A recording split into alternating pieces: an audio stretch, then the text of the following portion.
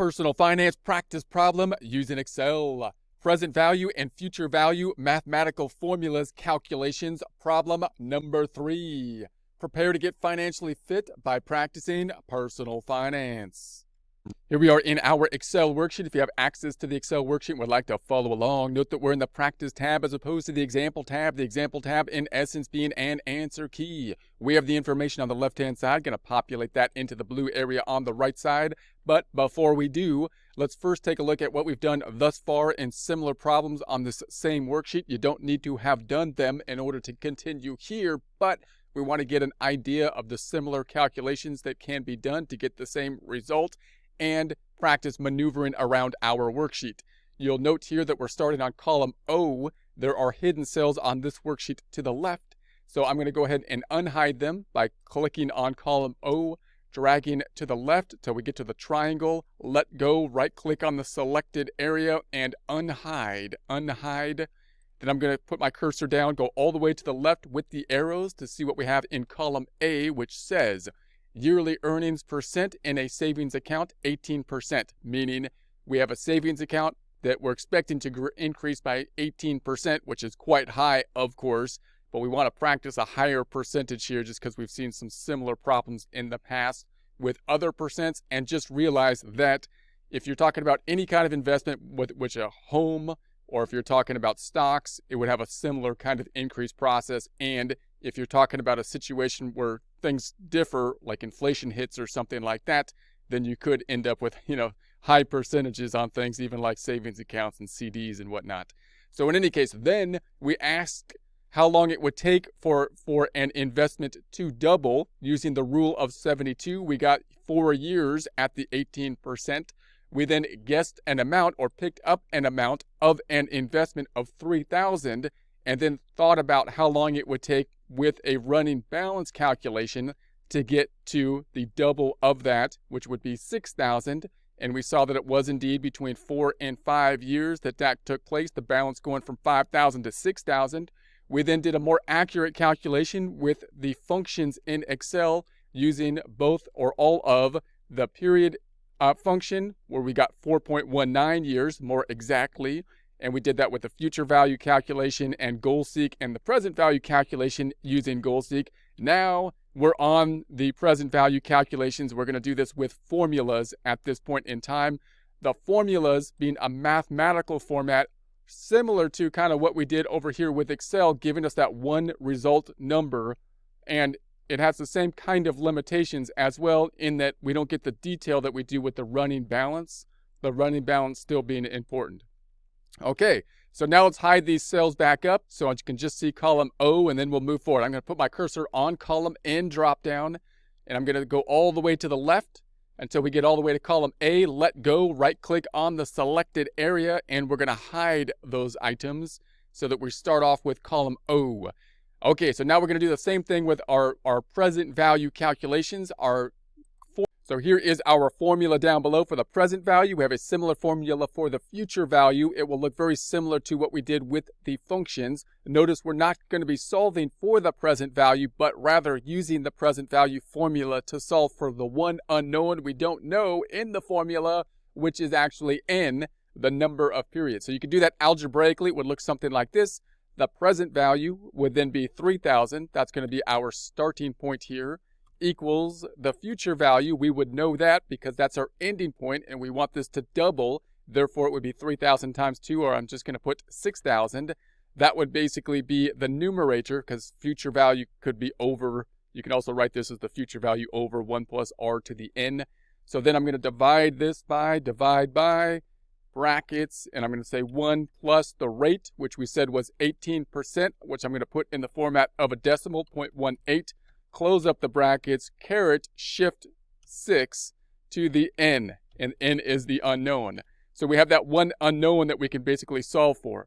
Now we can do it in that format algebraically. I won't go through the algebra. I'm also going to try to plug this into our Excel worksheet in the format of a table to practice putting something in the format of a table, useful skill, and so that we can practice basically using our algebraic concept, solving for one unknown, by using kind of a forcing it mechanism or trial and error using the goal seek method very useful concept, especially when you can't use algebra because you're using something like functions or a more complex table.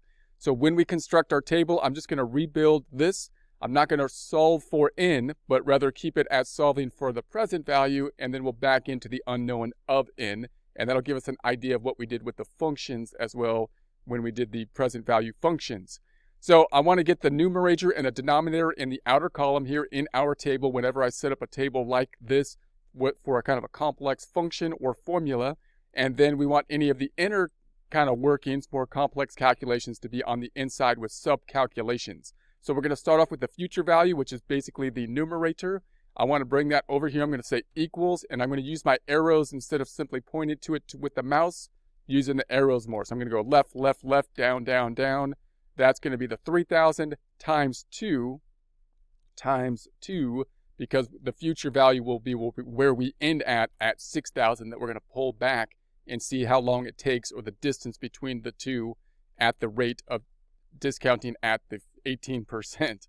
Okay, so then we're going to pick up the denominator, and I'm going to list this by saying, you could just say denominator, right, and colon, but I'm going to list what is in the denominator here, and then we'll put this down under below. We're going to say this is going to be 1, and then the rate, I'll list out rate, and the rate is going to be that 18%. I'm not going to type it in, but say equals, left arrow, left arrow, left arrow, up arrow, up arrow, up arrow, and enter. Now I'm going to go back on that cell. I'm going to format it so we can see what's there. We're in the home tab, number group. We could add some decimals. There's the 0.18, but I want to see it in the format of a percent. So we're going to go back on over to the percentify it, which isn't a real word, I don't think, but I kind of like it.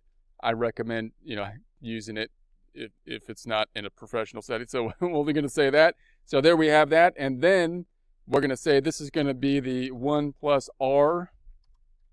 We could sum this up. Remember that 1 is basically 100% if it were in percent form, the 18% in percent form instead of decimal form. We could still sum the two cells up. You got to know the sum function if you don't know it. Highly useful function. Notice how I'm typing this in, sum, shift 9. I'm hitting the up arrow, holding down shift, hitting the up arrow again, doing it all with the keyboard instead of using the mouse. Enter, and that's highly geeky to do that, more geeky than like using the mouse, which is good. That's what we're going for. Geeky's good because it's faster. The keyboard's faster. And then we're going to go to the home tab, the number group. We can add some decimals. There we're at the 1.18, or we can make it a percent, hitting the percentify, moving the decimal 2 places over, making it 118%. So this is going to be then to the n periods, closing up the brackets. And that's what we don't know. We're going to be solving for that. I'd like to put something there, and I want to make it come from an outside source, which I'm going to put down here. This is the thing that we will change with the goal seek. I'm just going to put, let's just put 10 here, scrolling back up. This is going to be equal to the 10. I'm going to make that yellow to indicate that that's the thing that we're going to be varying and changing. Font group yellow, yellowized it. And then we're going to go to the font group and underline. And then we have the outer component here, which is going to be brackets 1 plus r to the caret shift 6 n periods. And I'm going to put this in the outer column now. So it's going to be 118% to the power of 10, to the 10 power, to the power of 10 equals left arrow, up arrow, up arrow in S6. There's the 118, shift 6. There's the caret, left arrow, up arrow to the 10 in S7 and enter. There we have it, but it needs some decimals. I think there's going to be decimals here. So we're going to go to the home tab and we're going to go to the number group so we can see more detail. Hit the decimals, decimalizing it, which isn't a word again, but kind of like it. And then we're going to go to the font group and underlining it. And then we're going to say this is going to be the end result, which is the present value, or PV. And so then we can then divide this, because we have the numerator and denominator now, and we've got those down to one number. And what you do when that happens is you take the one divided by the other. So we're going to say equals up to the 6,000 divided by up 1 to that decimalized number that we had, and enter. There we have it. So now this end result, we know what it should be. We started at 6,000. It needs to be present valued back down to 3,000. because we're going to have it here, taking it in half, because we're talking about the distance between the two to double it. So we're going to take it in half, we're going to cut it in half, and we're going to do that by changing this cell. We could do it manually down here. I could say, well, what if this was 9? What if this was 8? What if this was 7? And what if this was 6? And you get the idea. So we want to keep doing that until this number's down to 3,000 here. So let's do that using the goal seek. We're going to go up top to the data tab. We're going to go to the forecast. We're going to say, what if? What if this was the case? Let's just imagine a scenario. We're going to ask Excel, would you please set this cell right there? Would you please set that to what we know it should be, which is 3,000, hard coding 3,000. In other words, typing it in by changing this cell that currently has the 6 in it to whatever it needs to be to make that what we think it knows what it should be, which is 3,000. So we're going to say okay, and there it does it for us. So we're at the 4.19, which I believe is the same number we got last time when we did the functions. Let's go to the home tab. Let's go to the number group. Let's add some decimals. There's the 4.19. Okay, let's do it again, this time with the future value calculation. Same kind of concepts, but with future value related formula. So now we've got the future value equals the present value times 1 plus r to the n. We can do that algebraically, knowing the future value is the 3,000 times 2, or 6,000. The end point would be equal to the starting point, present value of the 3,000 times then the 1 plus the rate 0.18, closing the brackets to the caret shift of n being the unknown. So we could solve for it algebraically in that format. I'm going to plug this into our table in this format, not solving it for n, but plugging it in there as the future value formula using our trial and error and goal seek to find the answer through basically the brute force kind of computer method to get to what n should be. So let's put this up here. I want the two kind of components in the outer columns and any kind of complexity to be a subcalculation. This is how you'd see tax returns. This is good practice for also financial statements. Also note, let's go back to this last one just to format it a little bit.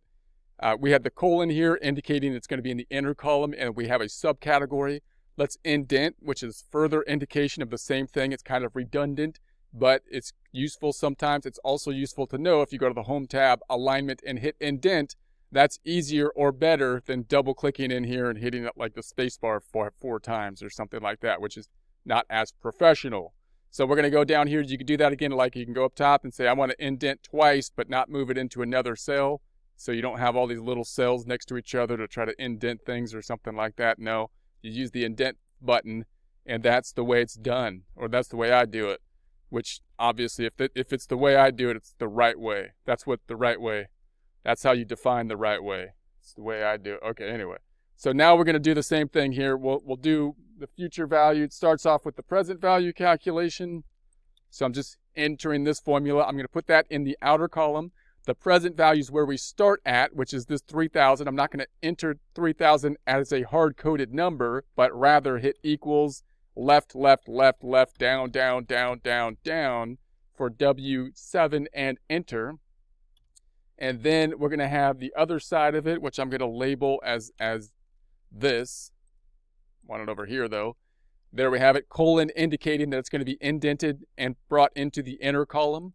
Then I'm going to be picking up the 1 plus r to the n. So I'm going to say 1, and then the rate is going to be r, which is 18%, but I want to pick it up by saying equals, left, left, left, up, up, up on the arrows, and enter, making that then a decimal or percent by going to the home tab, number group, adding a couple decimals. There it is in decimal format, and we want it in percent format, so we'll hit the percent, moving the decimal 2 places over, adding the percent sign. Let's go to the font group while we're here and underline it like so, and then we're going to have, this will be the subcategory of 1 plus the rate, and that's going to be the sum of these two. Remember that this 1 is basically 100%. If I was to percentify it, it's 100%. You can add it up, whether it be 1 or 100%, it would still work. We're going to go ahead and hit the equals SUM. Notice you got to know the sum function. I'm going to hit Shift 9 to start the brackets, up arrow, and then hold down Shift so that I can up again, choosing those two cells kind of together, closing the brackets, and enter. Then I'm going to go back up to the home tab. We're going to go to the number group, add some decimals. We're at the 1.18. Then we can percentify it, which would convert that to 118%. Then we're going to take this to the number of periods. So we're going to say this is going to be going 2n periods. And that's going to be what we don't know. So I'm going to plug that in down here. I'm just going to put 10 like we did before. And then I'm going to go up top and say this is going to point to that cell. That 10 then is what we're going to change. So I'm going to make this yellow, indicating that's the thing that we're going to be adjusting with brute force, goal seek, Excel power. Home tab, font group, yellowify it. Underline it, font group, and underline, like so. And then we're going to have the outer column, which is going to be the 1 plus the rate, close the bracket, shift 6 in periods, and we'll bring that to the outer column, 118% to the power of 10, which is going to be equal to left arrow, up arrow, shift 6, caret, left, up arrow, and enter. And now let's add some decimals to this. We're going to add multiple decimals so we can see more activity in it. Home group, home tab, number group, multiple decimals, decimalizing it. And then we're going to go to the font group and underline. Notice that this keeps on going forever. Excel will calculate whatever actual number it is, no matter how many decimals you actually expose. Very important to note. Otherwise, you'll get confused by rounding. So make sure that you keep that in mind when you're working with Excel. And then we're going to say, let's multiply this thing out. We're going to multiply this thing out, which is going to be equal to the 3,000, and then times this one. I don't know why I have future value year one. Let's get this one year. Okay, we'll take that out. Okay, so then there we have it. Now we know what the answer should be. It should be 6,000 because we want the future value, which would be twice, because we double in it, twice the 3,000. So we could change this and say, well, what if I put 7 there? What if I put 6 there? And so on. Or we can ask Excel to do that using the trusty goal seek feature. Let's do that now by going to the home tab. We're going to go to, no, not the home tab, data tab. In case I missed that. The forecast group, then what if analysis, we're going to seek a goal. So therefore we're using goal seek. And the goal that we seek will be to set this cell right there to be what we know it should be, which is twice the starting point, because we're going to double it, which is 6,000. So I'm going to type in here 6,000. And then we want to do that by changing this cell. So we're going to ask Excel. We do it politely. We say please, because we're nice to Excel. And then Excel is nice back to us normally. And we say, Excel, could you change that cell, please, to whatever it needs to be in order to change this cell, because they're connected to what we know it should be, twice the starting point, 3,000, because we're doubling it of 6,000. And we say, okay, and Excel says, sure, we can do that. Not a problem. It's 4.19. So that's the same thing we got last time, I think, so it looks right. We're going to go to the home tab. Let's add a couple decimals. Number group, couple decimals. Let's do some formatting to clean this thing up. We got our decimals indicating that we brought this into the inner column to subcategorize it. Let's also indicate that by indenting, selecting these columns, these cells, and then going to the home tab, going to the alignment group and increasing the indenting, and then going to this tab down here and doing it again, home tab, alignment, and indent. And there we have it. So hopefully we can see kind of the relationship between the future value, present value, and the formula bases. Learn how to build our tables and format them in a similar way as we might see in a tax return or financial statements, and kind of get an idea of how we would use goal seek and how we can apply that to something like functions as well as more complex tables.